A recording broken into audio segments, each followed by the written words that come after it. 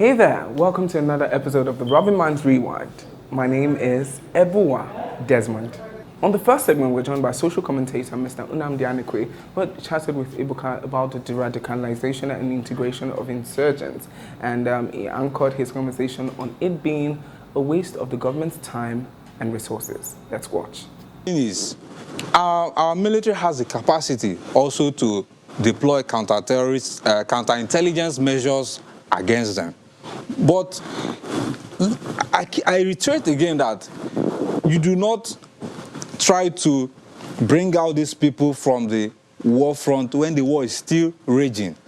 The victims that the people that they've assaulted, the people that they've rendered homeless, people that they've rendered orphans, they've destroyed communities. The communities has to be involved in trying to reconcile these citizens back to the society. If the community is not involved, then you have not started that aspect of trying to de-radicalize them. What if you release some of them into the society and the community starts fighting back? That, is an area the government should look at. Suspend the de-radicalization program, channel your resources towards ending the insurgency, and at the end of the day, bring in the various communities to partner with you and de-radicalize individuals who have surrendered. Beyond that, maybe the Ministry of Defense, I don't know. But what does an agency like that entail? I don't know if you've seen any parts of the bill that's proposed. And because if there's an agency, it's going to be something permanent. Yes. Most people thought it was something temporary to just get these people out, but it looks like it's something that's going to be a part of government going forward. How does that sit with you as well, seeing as it's something that could be institutionalized? The default approach of the National Assembly or some of our politicians, the default approach to responding to crises is to create agencies. We have thousands of agencies. We have the Northeast Development Commission that could cater to some aspects of the bill. We have the presidential initiative on the development of... We have all kinds of commissions and committees that can look at the aspects of the bill and incorporate it into their mandate. You don't need an agency to rehabilitate. The war is not ended. When the Civil War ended, Gowon started the rehabilitation, the reconciliation part of trying to bring the Southeast into the Nigerian state. So let's say 1968, Gowon started it, and people that are waging war against you are trying to also, provide incentives for them. So my take is, it's just a waste of resources, it's just a waste of money, it's a waste of initiative. And I also appreciate one of the senators from Borno State. He's against the bill. These resources that we are talking about, this bill that we are talking, we should be talking about the victims. What are we doing for these victims of the Boko Haram terrorists? What are we even doing for the soldiers that are losing their lives? What are the government's responsibility towards the widows, towards the orphans, So it's just a waste of, for me, just a waste of resources and time that we are talking about an agency for repentant Boko Haram. We should wait until the war is ended. On the second segment, conversation started with Ebuka still chatting with Mr. Fola Daniel about the de-radicalization and integration of insurgents. But conversations quickly moved to the purchase of luxury cars by members of the 9th Assembly. So if it was given them, would they need to change the framework? We can't afford to give you cars. We already gave you the kind of lifestyle that we cannot even afford. You're talking about people who even left office, but a good number of the members of the National Assembly are back in the National Assembly, and they're going to get another car. So the question is, if they're in the National Assembly, got a car in the last administration, why do they want another car? So those are things we need to stop. And I feel that that's one of the reasons that should get Nigerians on the streets. These are the things we should be protesting. Nobody should even talk about buying another car. People see, things like this, and people have always said that Nigerians almost react in the opposite way that they should. So you see your government officials leaving well, pretty much, and the reaction is, instead of calling them out, the reaction is, oh, I want to be that someday. Okay. How do we shift that? Okay, so what we have to do is to first of all stop this kind of lifestyle. Because if you don't stop this lifestyle, too many people will keep looking forward to becoming politicians so that they can live like someone said recently. It said the number of people who are waiting to steal are more than those who are already stealing.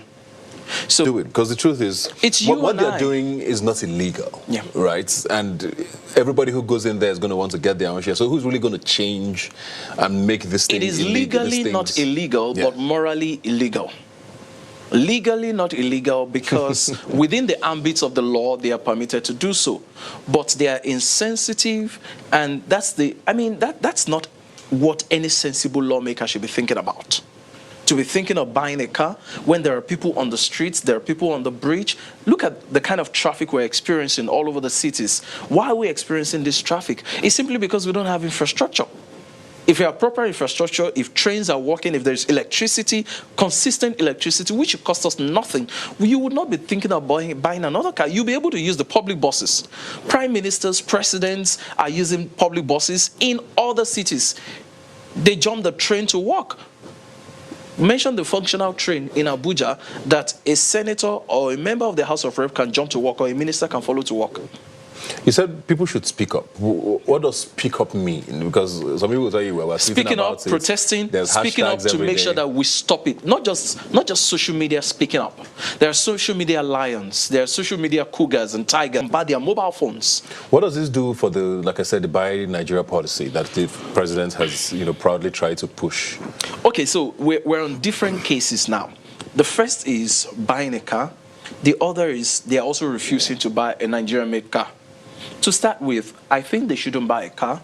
But if they would buy a car at all, I would make a policy if I were the president to say that nobody in government should buy any car that is more expensive than anything above 7 million naira. Nobody.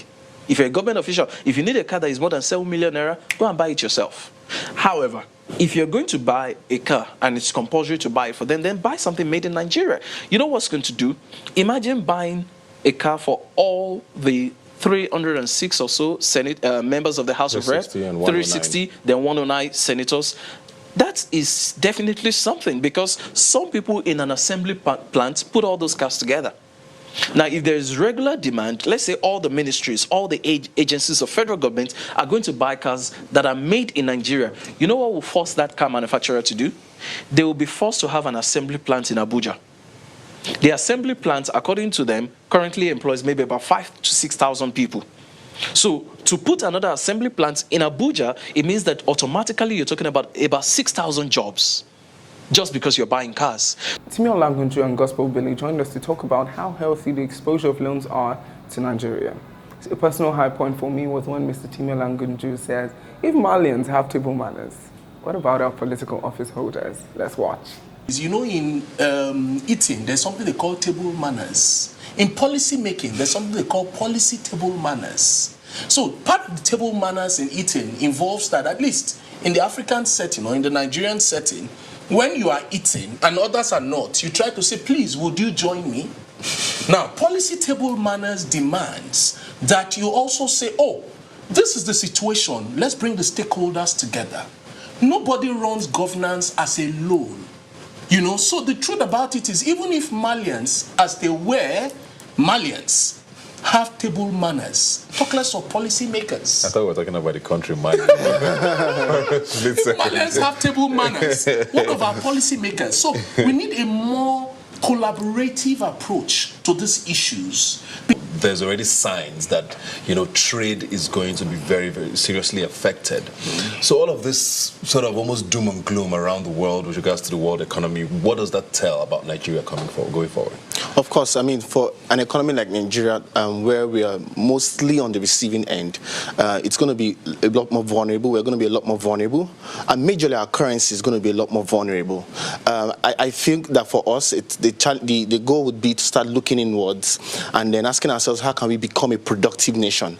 Now, the reason why we are looking at debt in the first place, or the debt conversation in the first place, is because there's a huge revenue crisis on ground. So we've not done enough in the right spaces to unlock our revenue challenge or to solve that revenue problem. And one of the major quick wins would be, export of non-oil products. So there has to be a strategy around exports, the business of exports, markets and the likes. Even for SMEs, a lot of SMEs think that all they need is funding, but rather a lot more number of SMEs do not even understand their markets in the first place. So there has to be a strategic engagement in the non-oil space, both for home SMEs, home businesses, and then businesses that have good products products that can compete globally for exports. So access to finance, access to market, technology, education, human capital, market intelligence, exporter and entrepreneurial education have to be in place so that we can begin to, interface with the world from a level of productivity and not just a level of vulnerability. As much as we keep interacting with the world at that level of vulnerability, meaning we need money, we need this, we need that, we need this, it means that our currency particularly will be affected. And it means that, in return, there will be serious cost implications on the economy, such as improved prices of goods and services and all the likes, because your currency is vulnerable to the international economic space and an import-driven economy. So exports, productivity, and education, basically. Thank you for joining us. Do catch the live show on Channels Television this Sunday at 3 p.m. with Ebuka.